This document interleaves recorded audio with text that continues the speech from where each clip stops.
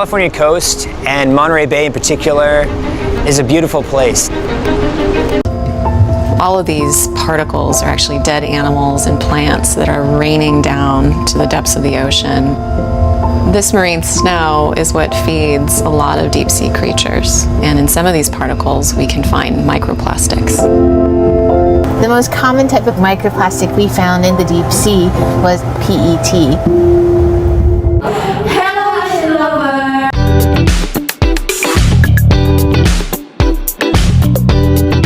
Welcome back to our Ocean Talks, the podcast where we dive into serious ocean issues in a relaxed and friendly way. Today's topic, my son's mom, but it has an enormous impact of microplastic. Exactly. We often see plastic waste at the beach or floating in the sea, but microplastic, they're even smaller, sometimes invisible, and that's what makes them more dangerous. To help us understand more, we invite three guests from different backgrounds. Let's jump in.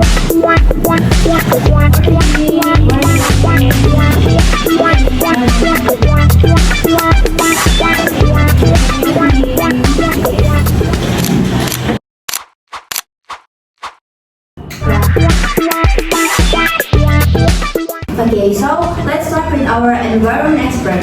So, can you explain what exactly are microplastic is? Sure, microplastic are tiny plastic less than 5 millimeters in size. There are two types. Primary microplastic, which are less small on purpose, like microbeads in face wash or bears. Secondary microplastic, which come from larger plastic that return over time like bottle or bags.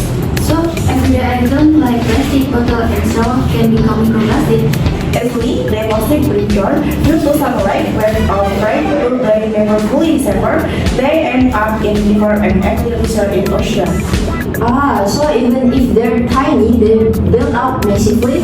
Yes, in fact, scientists estimate that there are more than 50 trillion microplastic particles floating in the ocean today.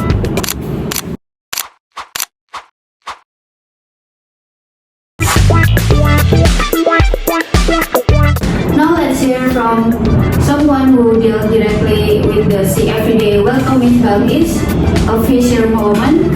How's the condition of the ocean lately? Okay, honestly, it's very different from years ago. The sea used to be clean and full of fish. Now, there's not so much plastic. Sometimes when I pull up my fishing net, there's more trash than fish. Oh, that's cool. Has it affected your catch? Definitely, I once caught a fish and 4 pieces of plastic inside. That's really worrying because we don't know what we're eating anymore. So plastic pollution affects not just marine life, but also your livelihood. Exactly, it hurts the ocean, the fish, and the people like us who rely on the sea to life.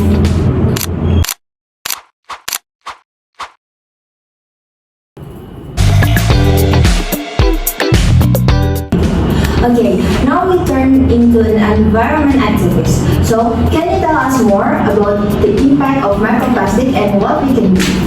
Okay, the impact is huge. Microplastic have been found on plankton, shrimp, and then fish and seabirds, and then even in the table salt, drinking water, and human bones.